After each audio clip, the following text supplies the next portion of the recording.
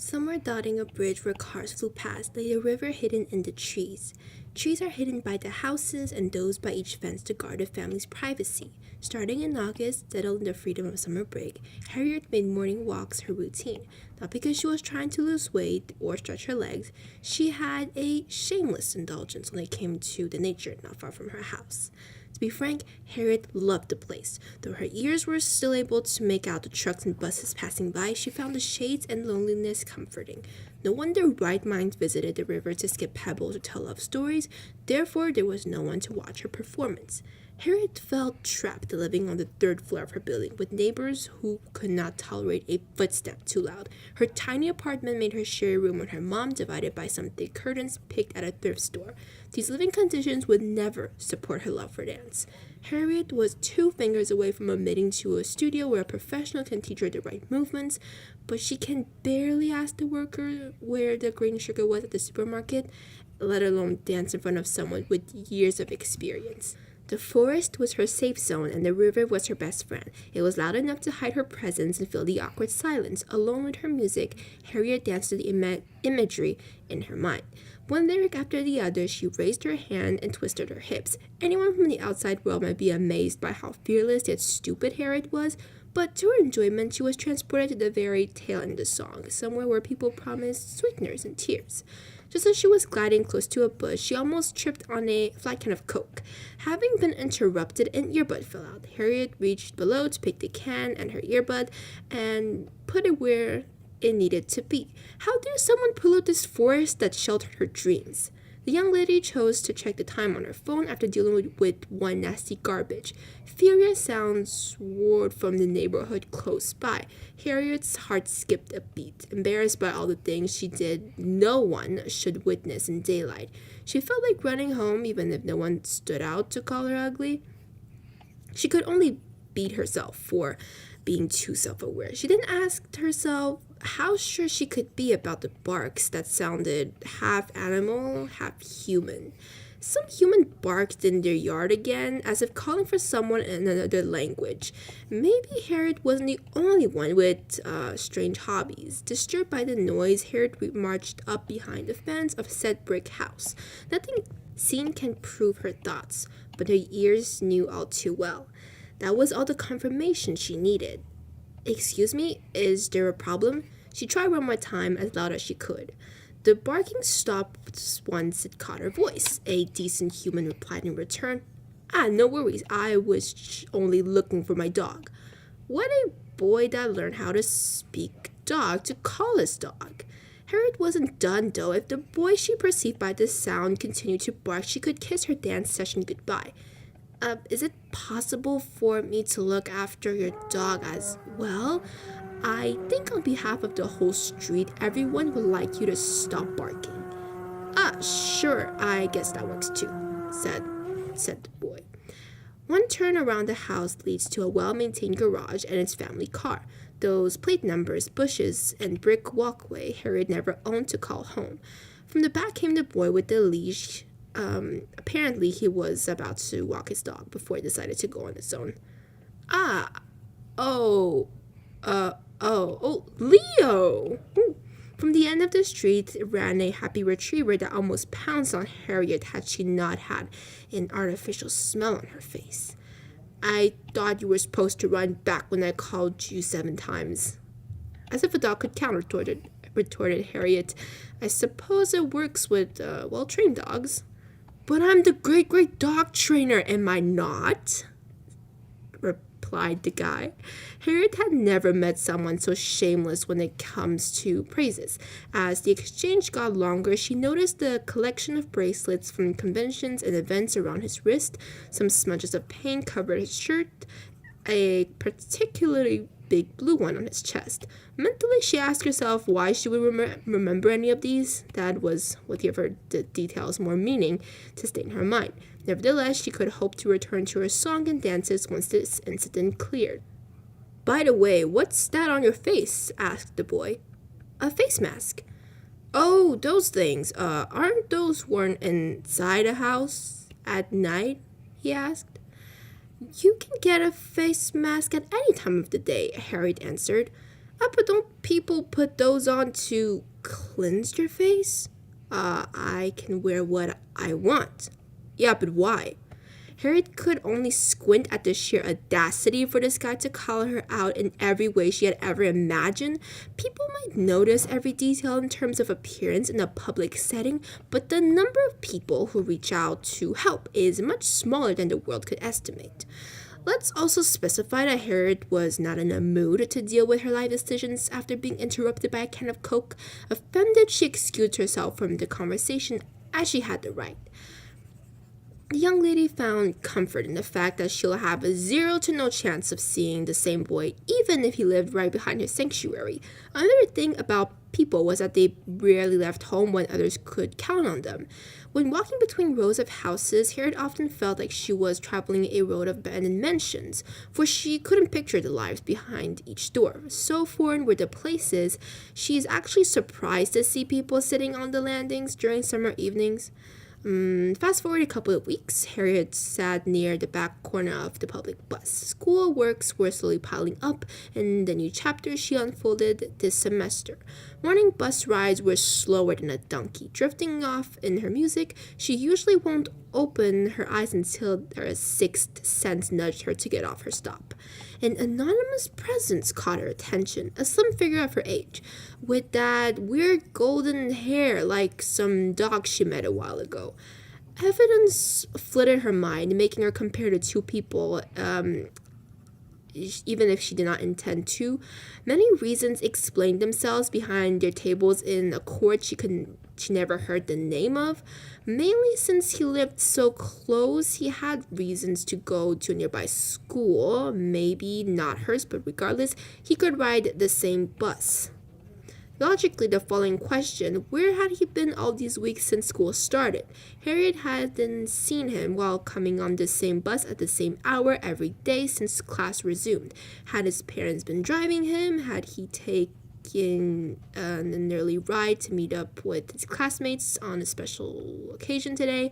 Or did something happen with bus tickets and schedules and he had the honor to deal with all that hassle because of ill preparation? With all these unanswered questions, Harriet couldn't help but steal glances at his attire. Apart from the matching hair slipping out of his hood, she can't remember enough to match the boy behind the forest and the one dozing on the bus. Harriet didn't have a reason to complicate her life with this investigation. Why was she interested in this boy? Even if both of them ended up being one person, why did it matter to her? Frankly, Harriet had one too many interactions with this dude, and she couldn't stop imagining the ifs and so. She'd been troubled with no room for dancing since school started. Perhaps she'd read too many novels, watched too many movies, or was desperately craving for someone to talk to, and someone other than her mom. Dad couldn't count, they couldn't count as strangers since they had one conversation. Harriet turned her reasons upside down, trying to stop a painter with a wild imagination. Becoming friends with someone outside her zone with no relation in between isn't possible.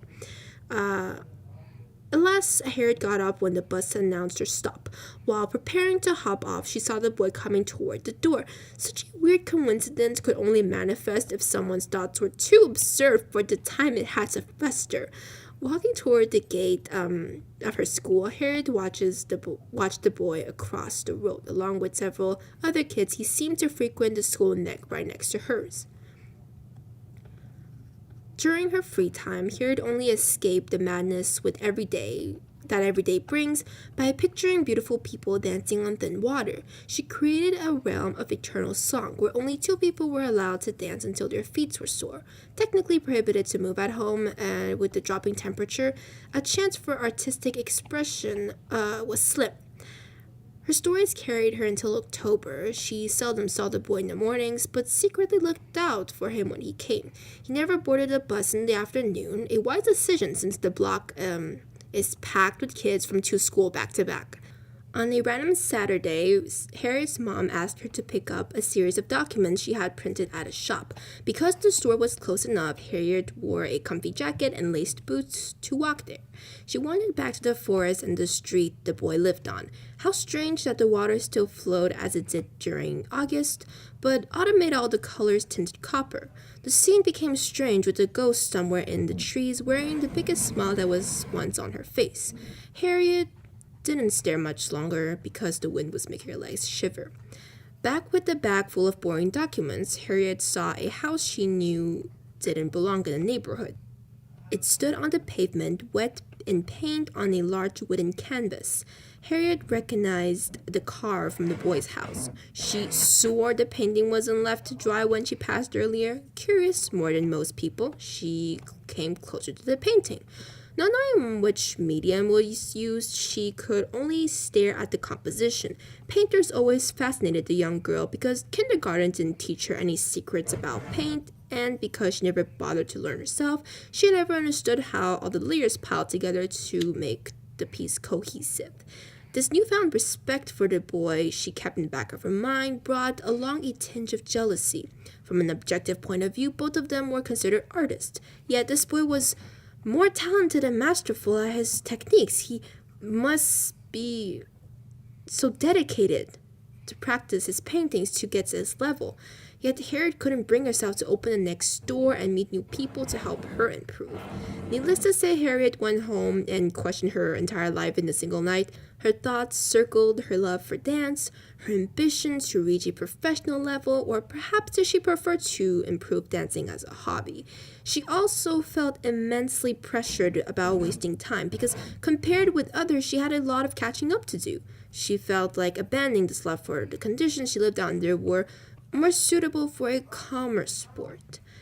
Similar to years prior, Harriet's school hosted a race across one October afternoon in remembrance of charity. Harriet had no love for running, but this race made her skip the rest of math class, a true gift to humanity. Harriet's school did not have a track field, but the school next to hers had one to share. Both schools were celebrating the same charity and therefore hosted a race together. Walking on the field behind some girls from her class, Harriet sneaked her earbuds to drown out her loneliness. Her mind wandered to her realm of fearless happiness. Her eyes, however, caught a group of boys from the second school. He seemed at ease, a completely different person. Somehow Harriet felt hurt, even though she didn't know the name of this boy. She grew an understanding, an idea of this person that interested her so much. Seeing him so out of character made her uneasy. Nevertheless, the boy from her bus was right within her eyesight. Fortunately, after the bell rang, he picked up his bag from the ground and headed toward her bus station. Through the sea of students, Harriet made sure to keep an eye on his trajectory. On this rare day, he squeezed himself in a tiny spot on the way home. Pretending to check her phone, Harriet followed the stranger to the neighborhood behind the river. She watched him enter the house with no more painting in front, an anti-dramatic confirmation that he was the same guy who questioned her face mask back in August. In December, Harriet was assigned a group project that required biomaterials. She and her partner met up during the weekend at the mall. After getting the minimum work done and nothing else, the two of them found a booth in the food court. They don't order any food, but borrowed the Wi-Fi to plan a bit of the project, after which they fell in unsurmountable silence. Harriet took the first topic in her head as inspiration. Do you think that two strangers from different social circles can become friends? I can't say. You need to be more precise with the context. Her partner replied, so these two people have nothing to say to each other or do with each other, but they know each other's existence. Is it possible for them to become friends? Asked Harriet.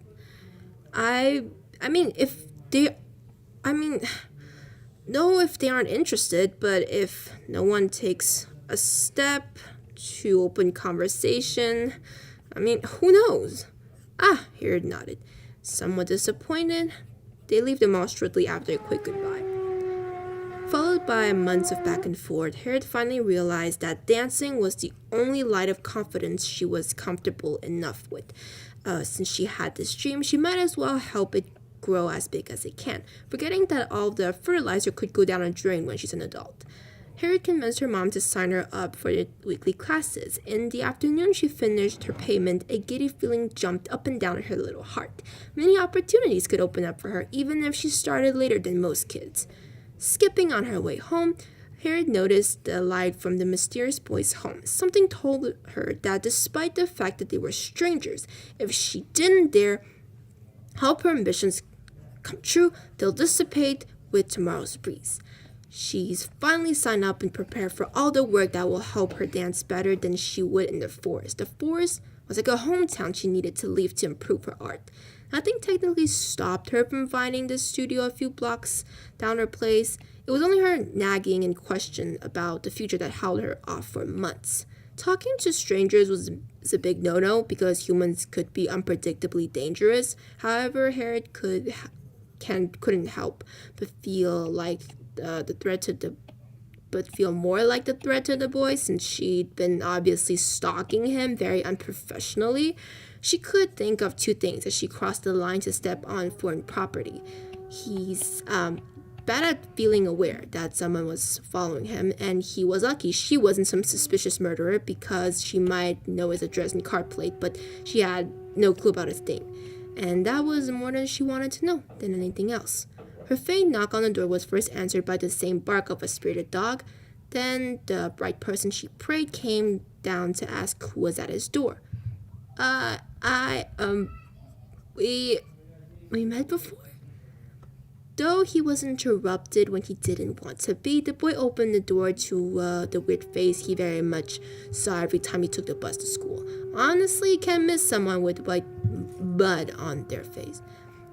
Is there anything I can help you with? He asked. What an ice cube. I did not think this through, thought Harriet. That's when she remembered. I saw a painting in front of this house a while ago. I was wondering who painted it. That answer was more than obvious. Still, the boy answered honestly. Me. I was wondering if I could buy a painting from you. Stop it, girl. You've got no money. You're way out of his league, and you're just throwing yourself into a pit of embarrassment. Harriet is frankly very scared right now. I don't sell my paint, but I'm willing to pay any price you say. I really like your art style. Thank you?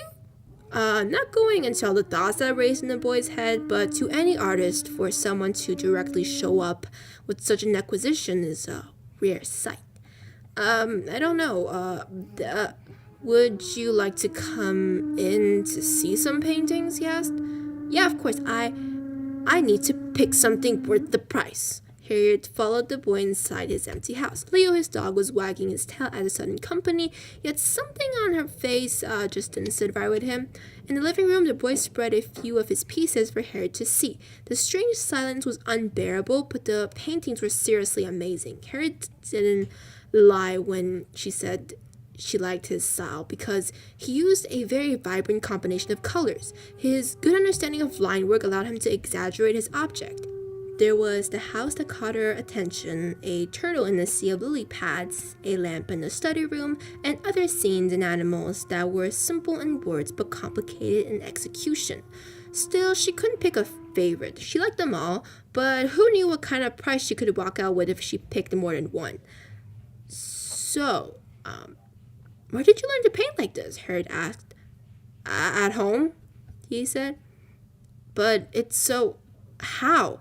How do you know where to put the lines and where to not? I don't know. I just do, he laughs. You must have spent so long. Which of these took the longest to paint? The house. I was using a reference and had to change a couple of times. Yeah, he said. It's really great. What do you do with these anyway? I put them around, the boys answered. But I've been lazy about drilling holes in the walls, so these have been sitting on the floor. The ones on the walls are older or schoolwork. What's your price? Harriet asked. Depends. It depends on how much I like the painting since I've never sold anything before. Well, maybe you should. I mean, I, who don't know anything about painting, am willing to buy, then imagine the people who do. Then imagine the money you could make. It's not a bad idea, he says. But I guess I'm not ready to show my art to the world. I have a bit more work to do beforehand. You're kidding, right? Harriet bluntly said. But that being said, I, as your first buyer, should also get credit for giving you the idea. I guess. Hey, Leo! The dog was coming close to the kitchen counter where paint, water, and other supplies were sitting. The boy got up to chase Leo away. Harriet fell into the kitchen and saw a piece that called upon her heart. Although it was a half-sketched and primed piece of flat wood, she knew this would go perfectly with her aesthetic because it was a sketch of a cat wearing a tutu skirt. There, boy. Can I get this one? Please. I'll go get the money. Anything, but can I get this one, please? Are you sure? I was painting this as a joke for my friend, the boy said. Oh, you were going to give this away as a gift? Oh, my friend's birthday is coming up, but I'm paying here, Harriet whined. Then how about I paint you a commission? What's that? I paint something you ask and you pay me. Fair, the boy explained. Harriet had never asked for a commission. She also had no clue what she could have painted for her. Can I ask you to paint the same piece, but for me? Yeah, but I gotta say I'm not good at painting the same thing twice. Besides, I don't think I like this cat too much. I can guess you're more of a dog person, Harriet says while watching Leo play with his toys. How about I come back with an idea later?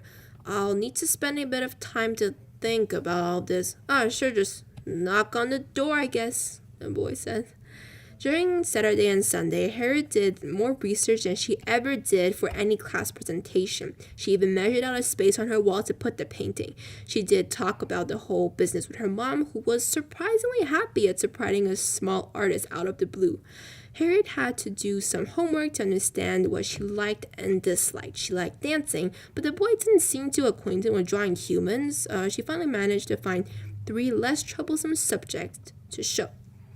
Yet school was right around the corner, and Harriet did not expect to meet the boy on the bus. The Monday, things weren't as normal as they were before.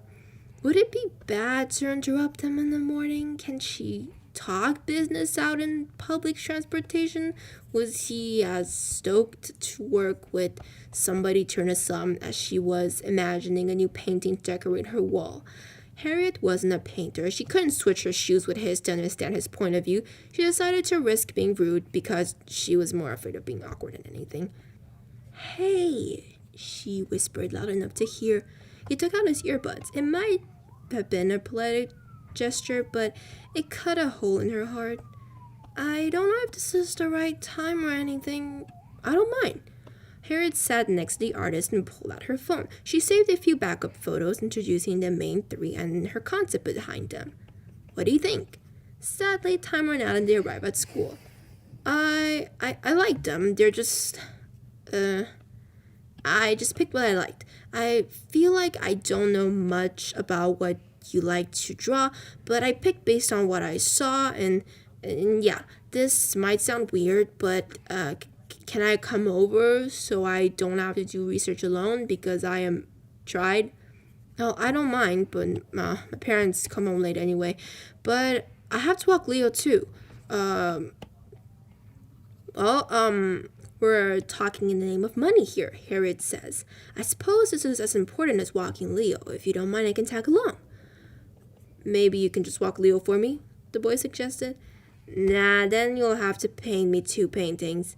That sucks, the boy said. But since it's in the name of money, I'll see you on the bus later.